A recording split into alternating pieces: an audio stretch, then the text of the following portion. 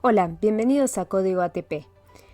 Hoy vamos a seguir un poco más con la serie de Aprendiendo a Programar Básico en C#, usando como inspiración Among Us. Este juego, que es multijugador, se está volviendo muy popular y la verdad que es bastante entretenido. Lo más divertido de todo es que uno empieza a dudar de todos los participantes y le empezás a echar la culpa a otro, o tal vez empezás a desconfiar de alguien que no era impostor. Y la idea es poder engañar a todos siendo impostor y así ganar, como lo hice en esta partida.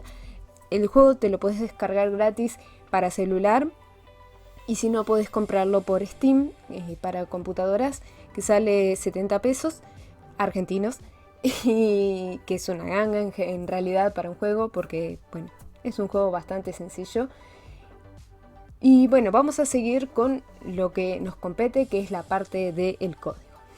Habíamos visto que teníamos nuestro programa con nuestro método main, donde decíamos por pantalla a nuestro host, que va a ser quien está interactuando con el sistema, que es bienvenido a lo básico de programación inspirado en Among Us.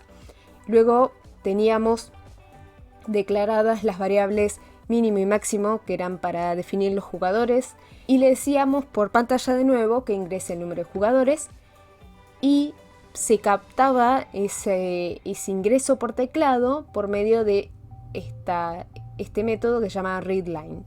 Se guardaba el contenido de lo que se ingresaba en una variable nueva, se comparaba para ver si estaba dentro del rango y imprimía por pantalla si podías comenzar a jugar la partida, si te faltaban jugadores o si te sobraban. Lo mismo hicimos en el episodio anterior con los impostores. Aprendimos otra de las características del juego y además la incorporamos a el código. Teníamos un mínimo de un impostor y un máximo de 3 impostores por partida. Se le decía más explícitamente al host que ingrese el número de impostores, diciéndole, tenés que entrar entre 1 y 3. Obviamente siempre puede hacer lo que se le cante. Y se comparaba si la cantidad de impostores ingresada estaba en el rango entre el mínimo y el máximo. Le iba a decir la cantidad de impostores con la interpolación de strings. Y si no, le faltaban o le sobraban impostores, que podíamos hacer lo mismo que hicimos con la cantidad de jugadores, agregarle este else if. Lo que vamos a hacer ahora es utilizar una función para poder solicitar la cantidad de jugadores. Así que en este video nos vamos a enfocar más que nada en cómo se llama a una función, y que ésta nos devuelva además un valor que va a ser el que ingresemos por pantalla para poder mostrarlo en la consola. Ahora yo comenté todo lo demás, ahora solamente está la parte de que se muestra por pantalla, bienvenido, etc. Nuestra variable jugadores se va a estar rellenando con lo que nos devuelva solicitar cantidad de jugadores. Solicitar cantidad de jugadores va a ser el nombre de nuestro método o función. Entonces, si nosotros vamos hacia esa función donde va a estar definida, hay una diferencia entre cómo la podemos llamar y cómo se tiene que definir una función.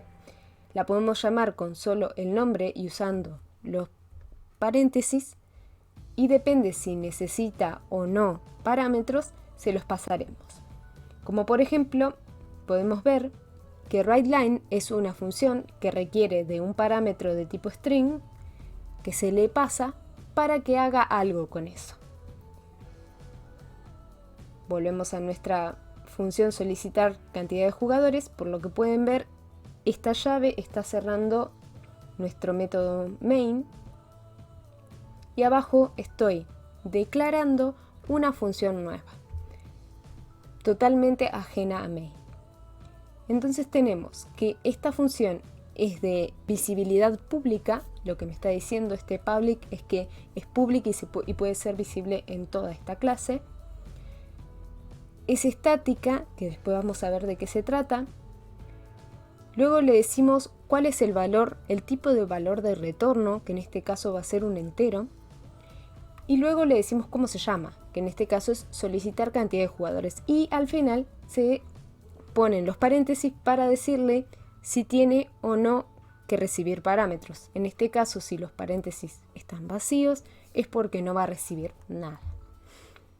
Luego, dentro de las llaves, que es el bloque donde vamos a definir nuestra función o nuestro método, vamos a tener algo muy parecido o prácticamente igual a lo que habíamos hecho en main, pero yo lo traje hacia la función.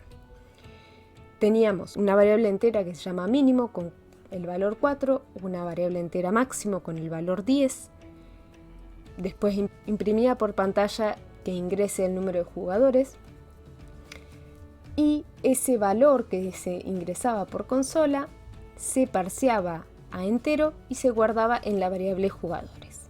Luego hacíamos el if, que nos va a decir podés empezar la partida o te faltan jugadores o etcétera. Eso sigue todo igual, con la única diferencia que si una función o un método tiene un valor de retorno, como en este caso un entero, tenemos que usar la palabra reservada return para decirle que debe retornar un valor. El valor tiene que ser del tipo que definimos en el método. En este caso, jugadores, que es de tipo entero, nuestra función, que es de tipo entero, no nos da ningún problema. Y al final del todo, cuando termina de ejecutar toda la función, nos va a retornar el valor que ingresamos. Para luego, una vez que termine toda la ejecución de esta función, pueda seguir con las instrucciones del método main. Recuerden que se ejecuta secuencialmente, por lo tanto va a querer ejecutar todo lo que esté en main y nos va a decir, llama a la función writeLine para que imprima esto por pantalla. Luego, en el siguiente paso, lo que va a hacer es llamar a la función, solicitar cantidad de jugadores, para poder guardar el resultado de esa función, el retorno, en la variable jugadores. Pero ¿qué pasa? Acá se nos corta esta línea de ejecución que venía secuencial para ir hacia la función o método que está llamando. Por lo tanto, ahora va a seguir, en vez de con la línea 12, va a seguir con la línea 17. Va a empezar a hacer todo esto y a lo último va a retornar el valor de jugadores para poder volver a asignárselo a esta variable y poder imprimir tenés tanta cantidad de jugadores. Vamos a ver cómo funciona esto. Recuerden guardar.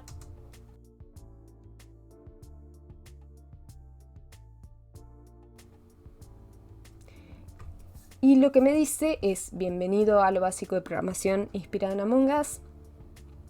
Entra en nuestra función y nos dice, ingrese el número de jugadores. Aunque yo haya cambiado el orden en el que esto va, en el que se está llamando en realidad, porque ahora hay una función en el medio, me sigue mostrando porque llegó hasta ese punto. Entonces yo le digo 3, porque somos poquitos. Por lo tanto, lo que me tiene que decir una vez que yo apriete Enter es que, como no está en el rango, me va a decir que tengo menos de la cantidad mínima. Por lo tanto, me faltan jugadores. Y cuando salga, va a retornar ese 3, va a venir a la línea 12 y me va a decir que tengo 3 jugadores. Y eso es lo que pasó. Me dice que me faltan y me dice que tengo 3 jugadores. Y así es como se llama y se define una función. Si ustedes tienen que retornar un valor, siempre acuérdense de usar la palabra reservada return.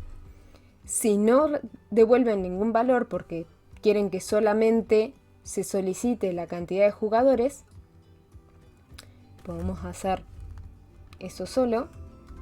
Vamos a comentar todo lo demás.